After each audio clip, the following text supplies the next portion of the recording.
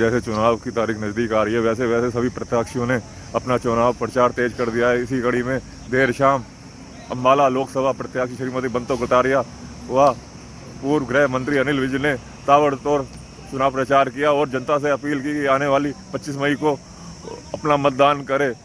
पंचकुला हरियाणा से विशाल मल्होत्रा की रिपोर्ट। इस बार का जो चुनाव है ये बहुत महीनों से खास चुनाव है। ये तय करेगा हिंदुस्तान के भविष्य को। ये हिंदुस्तान के भविष्य का चुनाव है। कई मुद्दों पर पार्टियां अपना अपना बखान कर रहे हैं, बड़े बड़े वादे किए जा रहे हैं। कांग्रेस के प्रिंस राहुल गांधी ने कहा कि मुझे सरकार बनते ही 4 तारीख को मैं बटन दबाऊंगा और गरीबी खटाखट खटाखट खटाखट गरीबी खत्म हो जाएगी। मैं राहुल गांधी जी से पूछना चाहता हूं कि आप किस आधार पर हिंदुस्तान की जनता के साथ ये झूठ बोल रहे हैं। हमारा 573 सांसदों की लोकसभा है और किसी भी मत को पास कराने के लिए कम से कम 274 सांसद चाहिए। आप अकेले तो चुनाव लड़ नहीं रहे हैं, आपका 28 पार्टियों का गठबंधन है और आप अपने आधार पर आपने जो घोषणा पत्र जारी किया है उसके आधार पर आप ये झूठा वादा कर रहे हैं, क्योंकि ना तो बाकी 27 पार्टियों ने आपके जो घोषणा पत्र है उस पर हस्ताक्षर किए हैं और ना ही आप अकेले पिछले 2 लोकसभा चुनाव में आपकी 50 से कम सीटें आई हैं। इतनी सीटों से, इतने एमपीओं से तो लोकसभा में कोई प्रस्ताव पारित नहीं किया जा सकता। कोई प्रस्ताव पारित नहीं किया जा सकता। और मेरे मित्र, आप गरीबी हटाने की बात करते हैं।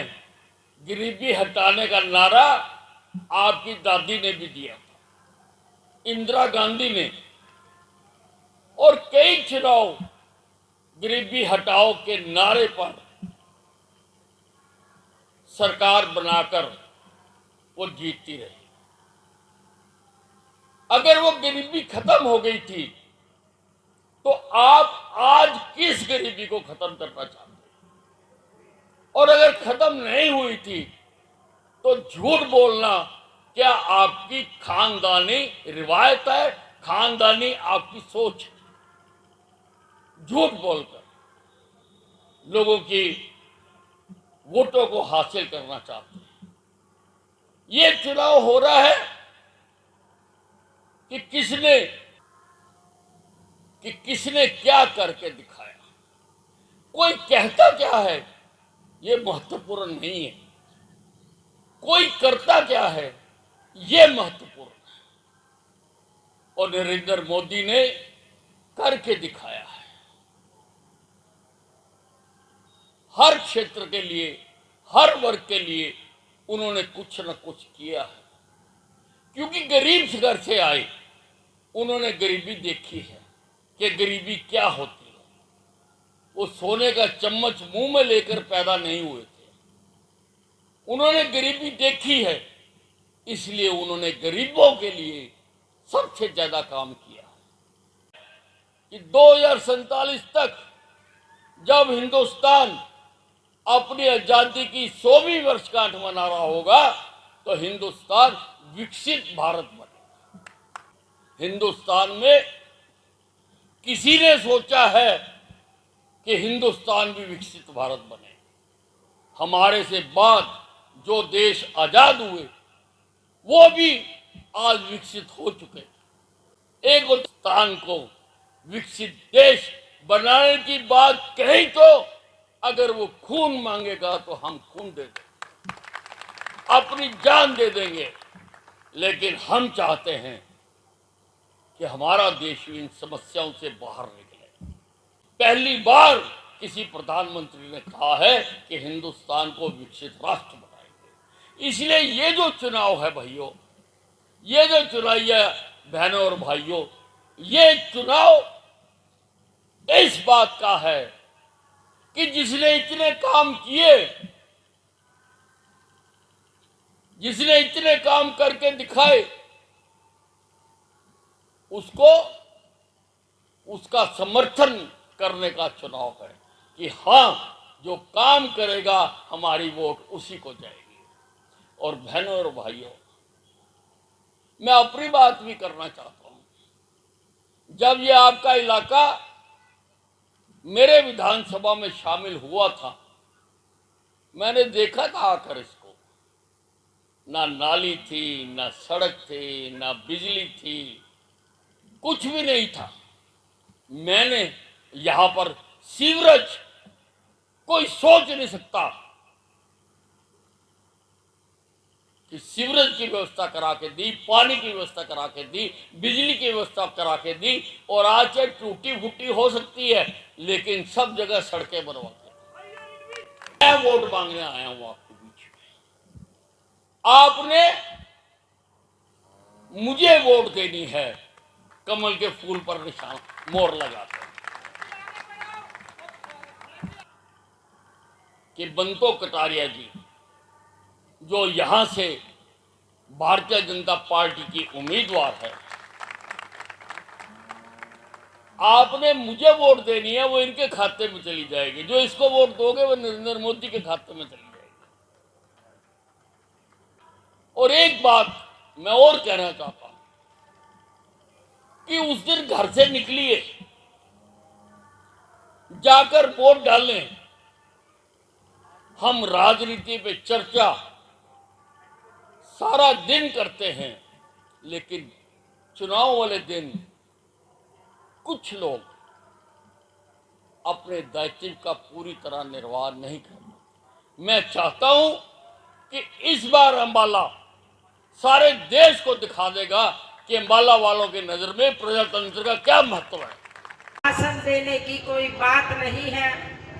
आज मैं तो अपने बड़े भाई के साथ आप सबका धन्यवाद करने के लिए आई हूँ कि 18 तारीख को आप सबने देश के यशस्वी प्रधानमंत्री नरेंद्र मोदी जी के विचार सुने और नरेंद्र मोदी जी ने आप सबसे 25 तारीख को आशीर्वाद मांगने के लिए आप सबसे प्रार्थना की। नरेंद्र मोदी जी ने कहा कि 25 तारीख को आप मुझे आशीर्वाद देना, और वो आशीर्वाद जो कमल के फूल पर आप मुझे देंगे, वो सीधा सीधा जो आशीर्वाद आप बंतों को देंगे वो मेरे पास पहुंच जाएगा। इसलिए हमारे पास समय बहुत कम है, 3-4 दिन बचे हैं, तो हमने अपने बूथ पर ही हर घर घर में जाना है। विकास की बात तो हम बहुत करते हैं और अभी भाई अनिल जी करेंगे, पर मैं एक बात कहना चाहूंगी कि यशस्वी देश के प्रधानमंत्री ने 10 साल में, एक तरफ 60 साल है, 60 साल में वो कोई 60 काम बता दे जो इस देश के लिए कांग्रेस पार्टी ने किए हैं। उनके पास आज बताने के लिए कोई काम नहीं है, सवाए गांधी परिवार को ऊपर उठाने के लिए। अगर उन्होंने कहीं एयरपोर्ट बनाया हो तो उस पे इंदिरा गांधी का नाम लिखा होगा। अगर गांव में पंचायत घर बनाया हो तो उस पर स्वर्गीय राजीव गांधी का नाम लिखा होगा। और गलती से उनको कई सचिवालय और शौचालय बनाने पड़ गए तो उस पे सोनिया गांधी का नाम लिखना पड़ा। तो गांधी परिवार से कांग्रेस आज बाहर नहीं निकली।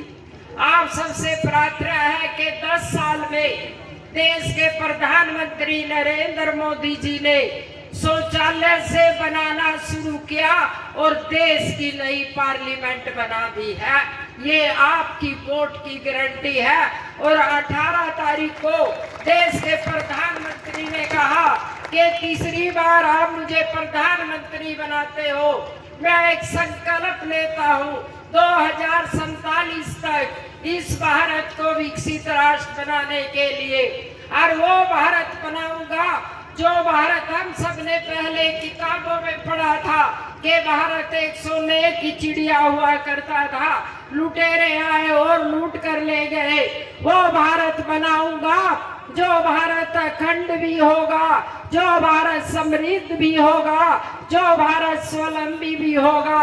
और मेरे भारत की तरफ कोई उंगली उठा कर देखेगा तो उसके घर में घुसकर मार कर आएंगे देश के प्रधानमंत्री नरेंद्र मोदी।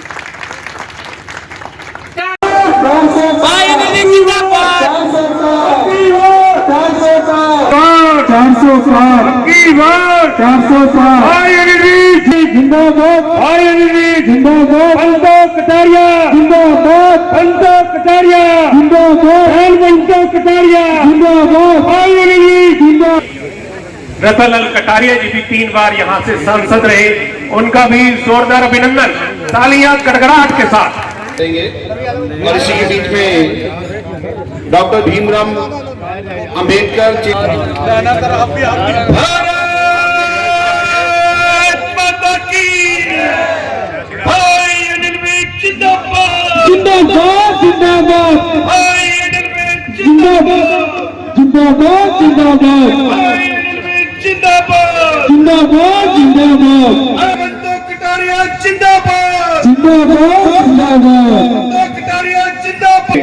मंडल प्रधान भाई रजीव डिम्पल जी से निवेदन है कि आप मंच पर आ जाएं। चंद्रपुरी सभा सम्मानित करते हुए शिवरतन जी, यादव शर्मा जी, सोहलाल दीप जी, लक्की जी के चंद्रपुरी और सुंदरनगर के बहन जी को फूल अर्पित करते हुए